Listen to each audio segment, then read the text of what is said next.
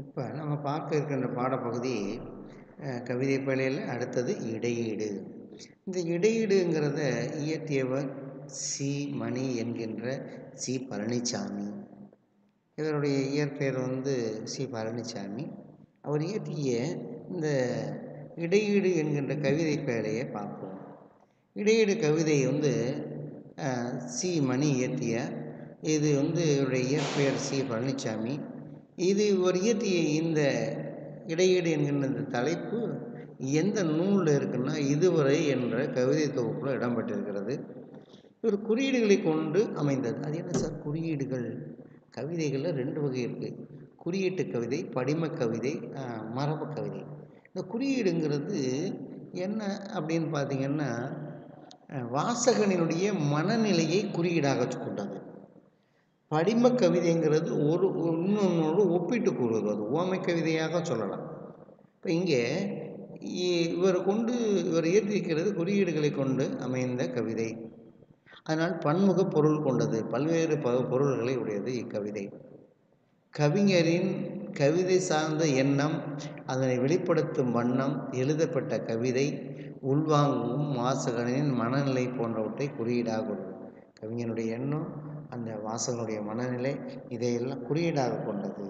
அதனால தான் இதுக்கு பேர் குறியீட்டு கவிதை அப்படின்னு பேர். 1959ஆம் ஆண்டு முதல் எழுத்து என்ற இதழில் இவரது கவிதைகள் தொடர்ந்து வெளிவந்தன. மரபு கவிதை இயற்றக்கூடிய கவிஞர்கள் எழுத்து அப்படிங்கிற இதழில் இவருடைய கவிதைகள் இடம்பெற்றிருக்கின்றது. இவர் நடை என்னும் சிற்றிதழை நடத்தியவர். இவர் நடத்திய சிற்றிதழுக்கு பேர் நடை. இவர் படைத்த இலக்கணம் பற்றிய யாப்பும் கவிதையும், எழுதிய இலக்கணம் பற்றிய நூல் எதுன்னு கேட்டிங்கன்னா யாப்பும் கவிதையும், வரும் போகும், ஒளிச்சேர்க்கை ஆகிய கவிதை தொகுப்புகளும் குறிப்பிடத்தக்கவை. இவர் எழுதிய சிற்றிதழுக்கு பேர் நடை. நல்லா குறிச்சுக்கோங்க. அடுத்தது, ஆங்கில பேராசிரியரான இவர் தாவோ தே ஜிங் என்னும் சீன மெய்யியல் நூலை தமிழில் மொழிபெயர்த்துள்ளார். ஆங்கில பேராசிரியர் தாவோ ஜிங்கிற சீன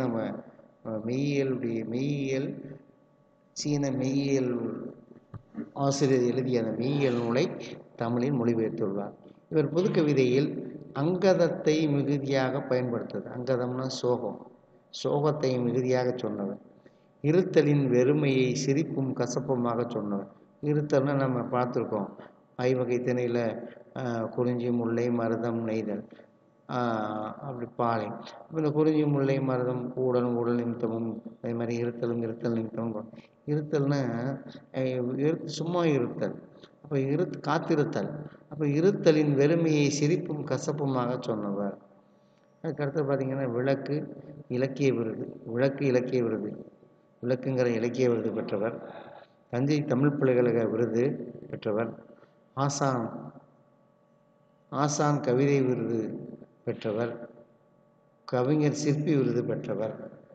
இவர் வே மாளி செல்வம் என்னும் புனைப்பெயர்களை எழுதியுள்ளார். நம்ம ஏற்கனவே பார்த்தா இவருடைய இயற்பெயர் பழனிசாமி, இவருடைய புனைப்பெயர் என்ன சி மணி. அதே மாதிரி வே மாளி, அப்புறம் செல்வம் ஆகிய புனைப்பெயர்களில் இவர் கவிதை எழுதியிருக்கிறார். கல்வினாலே நம்ம ஒரு தேடலை உருவாக்குவது. புத்தகத்தை மட்டும் படித்தா மட்டும் அறிவு வளராது. பல்வேறு புத்தகங்களை, பாடநூல்களை மட்டும் படித்தா, பல்வேறு நூல்களை தேடி கற்பது தான் கல்வி. கல்வி மனிதனுக்குடன் இருக்கக்கூடிய திறனை, அறிவை, ஆழ்ந்து இருக்கக்கூடிய கல்வியை, திறனை வெளிப்படுத்துவது கல்வி. கல்வி சாதிக்கும் திறனையும் சறுக்கல்களில் நம்பிக்கையாய் நமக்கு துணை நின்று காக்கும் அறிவையும் வழங்க வல்லது. சாதிக்க நினைக்கிறவனுக்கு நம்பிக்கையாக இருக்கும், அது துணையாக இருக்கும். நம்முடைய அறிவை காக்கக்கூடியது. அப்போ கற்பதும் கற்பிப்பதும் ஒருங்கிணைதல் கற்றலில் வெற்றியை தரும். பாடத்தை படிக்கிறது, பாடத்தை சொல்லிக் கொடுக்கறது, அது கற்றலும் கற்பித்தல். இணைதல் ரெண்டும் ஒன்றா இருந்துச்சுன்னா கற்றலில் வெற்றியை தரும். நல்ல வாத்தியார், பாடம் சொல்லிக் கொடுக்கக்கூடிய நல்ல வாத்தியார் அமைஞ்சால் கேட்கக்கூடிய மாணவன் நல்லா கேட்டான்னா அவருக்கு மிகச்சிறந்த வெற்றி கிடைக்கும். ஆசிரியர் சரியாக இல்லை, மாணவனும் கேட்கும் திறனில் இல்லை அப்படின்னா வெற்றி குறைவு தான். அப்போ கற்றலும் கற்பித்தலும் ஒருங்கே அமைந்தால், கற்றல்னா ஆசிரியரிடம் மாணவர் கற்றல், கற்பித்தல் அப்படிங்கிறது மாணவருக்கு ஆசிரியர் கற்பித்தல். இது ரெண்டும் ஒருங்கு அமைஞ்சால் மாணவனுடைய வாழ்வில் வெற்றி தரும். கொடுக்கின்ற மனத்தின் செய்திகளை வாங்குகின்ற மனம் அப்படியே ஏற்பதில்லை. வாத்தியாரை சொல்லக்கூடியது, அப்பா அம்மா சொல்லக்கூடியது, பெரியவர்கள் சொல்லக்கூடியது அத்தனையும் யாரும் ஏற்றுக்கொள்வதில்லை.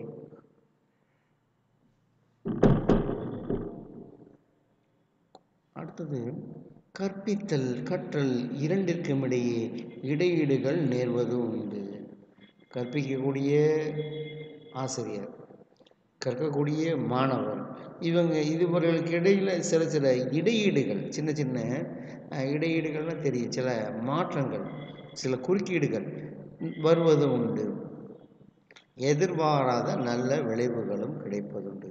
அப்போ கற்கக்கூடிய மாணவனுக்கும் ஆசிரியருக்கும் இடையே நல்ல இடையீடுகள் ஏற்படுவதுண்டு. இடையீடுகள்னா இடையூறுகள் இடையில் வரக்கூடியது. அப்படியே அவை நல்ல விளைவுகளையும் தரும், கெட்ட விளைவுகளையும் தரக்கூடியதாக இருக்கும் அப்படின்னு சொல்கிறாங்க.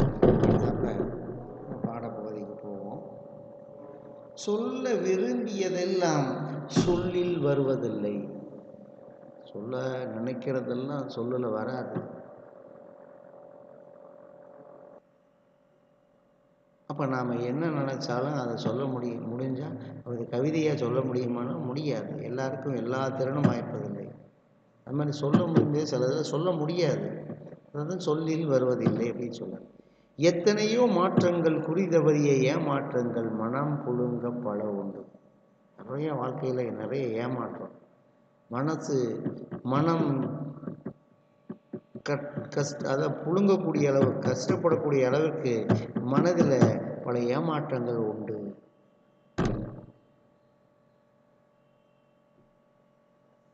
குதிரை வரைய குதிரையே வராது.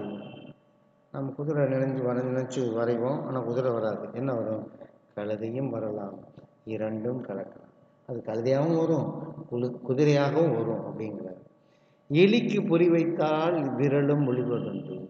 எலிக்கு பொறி வைக்கும்போது, எலிப்பொறி கட்டி வைக்கும்போது என்ன உழுவுண்டு? எலி விழுந்தாலும் உழுவுதோ இல்லையோ, நம்ம வைக்கும்போது நம்ம கையும் உழுவதான். எலிக்கு பொறி வைத்தால் விரலும் உழுவதுண்டு. நீர் தேடி அலையும் போது இளநீரும் கிடைக்கும். தண்ணி தேடி அலைஞ்சிக்கிட்டு தான், அப்போ தான் என்ன கிடைக்கும் நமக்கு? வழியில் இளநீர் கிடைக்கும். குடிக்க வேண்டிய தண்ணி கிடைக்காது, இளநீர் கிடைக்கும்.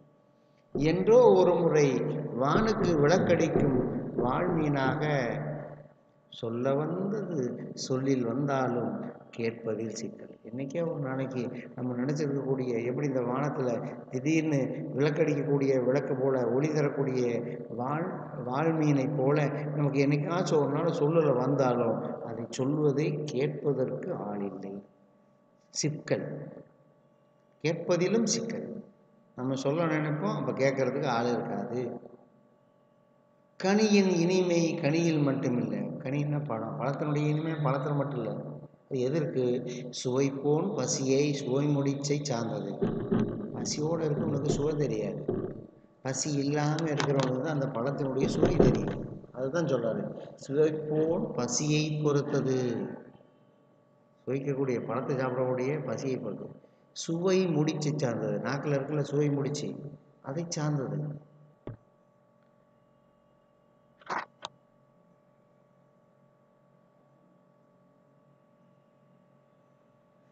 அப்போ கனியின் இனிமை கனியில் மட்டுமில்லை, சுவைப்போன் பசியை சுவை முடிச்சை சார்ந்தது. கனியினுடைய இனிமை கனியில் இல்லை, அது சுவைப்போன் பசியை பொறுத்தது. பசியோடு இருந்தான்னா அவனுக்கு எந்த சுவையும் தெரியாது. பசி இல்லாமல் இருந்தால் அந்த கனியினுடைய சுவை தெரியும். அது மட்டும் இல்லை, சுவை முடிச்சை சார்ந்தது. சுவை முடிச்சுன்னா என்ன சார் நீங்கள் கேட்கலாம். நாக்கில் இருக்கவங்களும் முட்டை இருக்கும், அதுதான் சுவை முடிச்சு, அதை சார்ந்தது. அப்போ கனியினுடைய இனிமை கனியில் இல்லை, கனியை சுவைப்பவனுடைய பசியை பொறுத்தது. கனியை சுவைப்பவனுடைய நாவில் இருக்கக்கூடிய சுவை முடிச்சை சார்ந்தது. இது மட்டும் இல்லை, எண்ணம், வெளியீடு, கேட்டல், இவை மூன்றும் எப்போதும் ஒன்றல்ல, ஒன்றென்றால் மூன்றான காலம் போல் ஒன்று. எண்ணம், வெளியீடு, கேட்டல். நான் நினச்சதை சொல்கிறது, அதை வெளியிடுறது, அது நம்ம வெளியிடுறது இன்னொருத்தன் கேட்கறது. அப்போ எண்ணம், வெளியீடு, கேட்டல் மூன்றும் எப்போதும் ஒன்றல்ல. இது மூணு ஒன்றா இருக்கிறதில்ல, ஒன்றென்றால் மூன்றான காலம் போல் ஒன்று. மூன்று காலம், சரி, இறந்த காலம், நிகழ்காலம், எதிர்காலம் சொல்லக்கூடிய மூன்று காலங்களை போல் ஒன்று. அப்போ எண்ணம், வெளியீடு, கேட்டல். அப்போ நான் நினைக்கிறது, சொல்ல வந்தது, சொல்கிறது, அதை கேட்கக்கூடியவனுடைய மனநிலை எல்லாம் ஒன்றல்ல, ஒவ்வொருவருடைய மனநிலையை பொறுத்தது அப்படின்னு கவிஞர் தன்னுடைய கவிதையில் சொல்கிறாரு. உங்கள் கவிதை இடையீடு அப்படின்னு சொல்கிறார். யார்? சி. மணி, இயற்பெயர் பழனிசாமி. இடையீடு இதுவரை அப்படிங்கிற நூல்லேருந்து எடுக்கிறார். இடையீடுங்கிற கவிதை தொகுப்பை இதுவரைங்கிற நூல்லேருந்து எடுக்கிறார். நாம் பார்க்குறோம், நினைக்கிறத நம்மளே சொல்லுவோம். நான் நினச்சேன், ஆனால் சொல்ல முடியலை, சொல்ல தெரியலை அப்படின்னு. ஏதோ ஒன்று நம்முடைய இடையீடு ஏற்படுகிறது. ஆக இந்த இடையீடுகள் நிலையானவை, நான் சொல்ல வந்ததை சொல்ல முடியாமல் தடுப்பவை அப்படின்னு சொல்கிறாரு. இந்த பாடப்பகுதியை பொறுத்த வரைக்கும் மனப்பாட பகுதியை நல்லா படிச்சுக்கோ, பாவகையை பார்த்துக்கோ, செய்யுள் பாவகையில் பார்த்துக்கோ.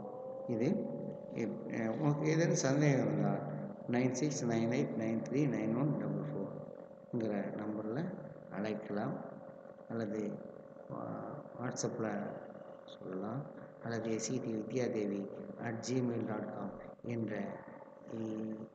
மின்னஞ்சலிலும் உங்களுடைய சந்தேகங்களை கேள்வி கேட்கலாம். மிக்க நன்றி. அடுத்த பாடப்பகுதியில் சந்திப்போம்.